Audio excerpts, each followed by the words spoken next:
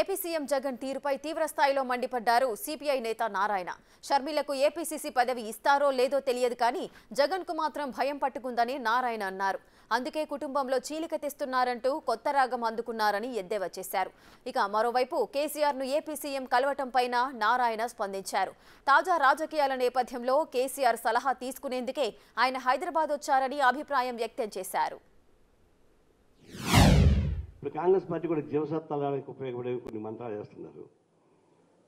షర్మిల ఇప్పుడు ఢిల్లీలో మంత్రం ఆడుతుంది. ఆమెను తీసుకొచ్చి ఆంధ్రప్రదేశ్ చీఫ్ చేయడానికి ప్రయత్నిస్తున్నారు. అది వాళ్ళ ఇష్టం, వాళ్ళ పార్టీ ఇష్టం. ఆమెని ఆంధ్రప్రదేశ్ కాంగ్రెస్ పార్టీ అధ్యక్షుడిగా చేస్తారనేది తెలియదు కానీ జగన్మోహన్ రెడ్డికి భయపడిపోయాడు. ఫస్ట్ టైం జగన్మోహన్ రెడ్డి భయపడింది. ఏమంటున్నాడు, నా కొంపలు చిచ్చు పెడతారా మీరు అని చెప్పి చంద్రబాబు తిరుగుతున్నాడు.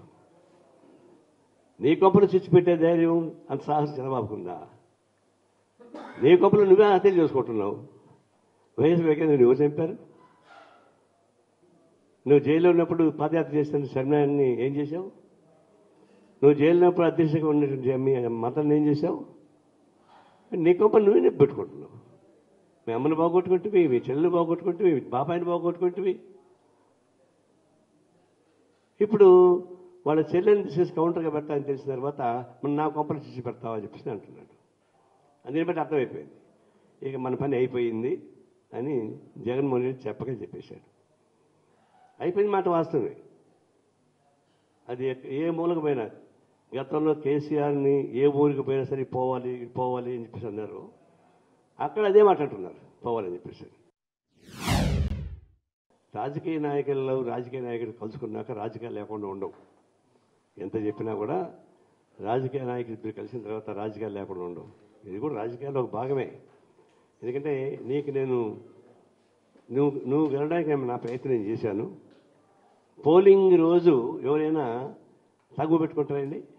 నాగార్జున సాగర్ తగ్గు పెట్టుకుంది. పోలింగ్ డే అంటే ఆంధ్ర తెలంగాణ ఫీలింగ్ పెట్టి కేసీఆర్కి ఇంకొంచెం ఓట్లు రావడానికి ఉపయోగపడే పద్ధతిలో ప్రయత్నించాడు. కాబట్టి నేను చేశాను, నాకు ఫెయిల్ అయిపోయా, ఇప్పుడు నువ్వు నాకది చేయమని అడుగుతాడు. తిరిగి రిటర్న్ గిఫ్ట్ ఇవ్వమని అడుగుతాడు. అంటే రకరకాల పద్ధతుల్లో సపోర్ట్ చేయమని అవకాశం ఉంటుంది.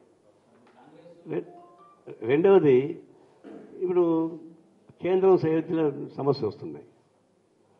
ఒకసారి ఇవన్నీ కలిసి చర్చించుకోవడానికి ఉపయోగపడే ఏర్పాటు జరుగుతాయి. రాజకీయాలు లేకుండా మాత్రం ఊరిక కేసీఆర్ని జగన్మోహన్ కలుస్తారని అనుకోను.